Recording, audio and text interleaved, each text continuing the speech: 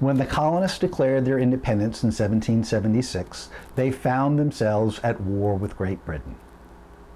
Great Britain had protected them for the previous 200 years. Now these colonists fought against the very soldiers that had protected them.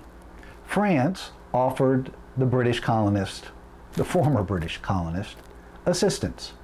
And in response, those colonists declared France a perpetual ally. Perpetual means forever. That the colonists, in their undying gratitude, declared that France would be their ally, and that if France got into trouble, the United States would help France. That alliance paid off in 1781 at Yorktown. Images like this of George Washington accepting the surrender of Cornwallis emphasize the American victory at Yorktown, as if it were George Washington and the colonists standing alone against a larger and more powerful British force, that somehow David had overcome Goliath. In reality, one half of the army at Yorktown was a French army. The French fleet sat off the coast of Yorktown. If you look at the map, you'll see that on the top left, yellow forces, the yellow lines, represent the French.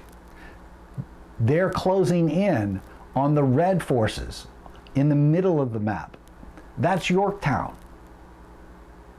American forces are on the bottom, coming up in blue. So the two armies together pinched the British into Yorktown and laid siege. But a key to that victory was the French army coming up from behind on the water and preventing Cornwallis from escaping.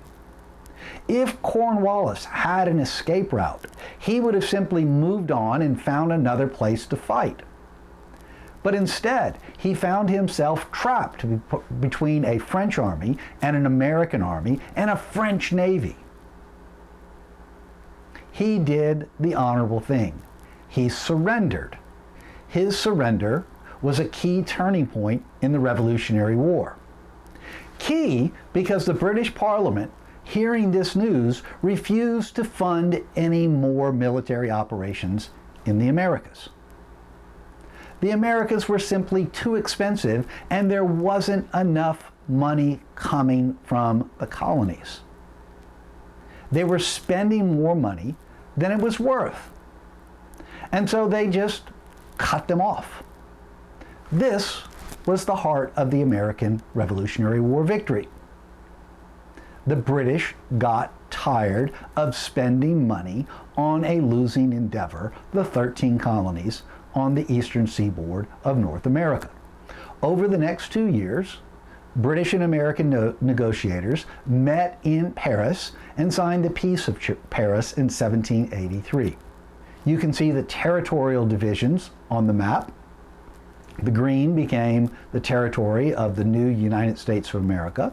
The British retained their territories in Canada, and then the Spanish still had control over the entire western part of the continent, as well as Central America, as well as South America and the Caribbean islands. The big takeaway from this peace deal was independence. The British recognized the independence of the 13 colonies. Part of the deal then gave both the United States and Great Britain perpetual access to the Mississippi River. Perpetual means forever. So according to this treaty, both the United States and Great Britain would share the Mississippi. It was an important waterway for commerce in and out of the continent.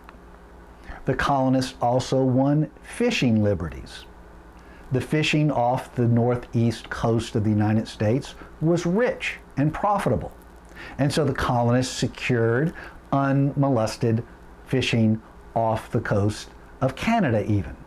The French didn't walk away empty-handed. The French gained territories in the West Indies. So this American Revolutionary War victory was set in the context of European rivalries. Britain's European rivals took advantage of the colonial rebellion, sided with the colonists, giving them the extra hand they needed to defeat the British in the colonies.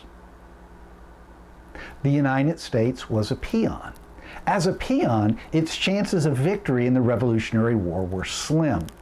But with help from France in particular, the colonists were able to rise in rebellion, fight a revolutionary war, negotiate a peace treaty with the very armies that had been protecting them from the previous 200 years. Even though the early republic was a peon, it was able to establish itself as an independent state in the community of nations.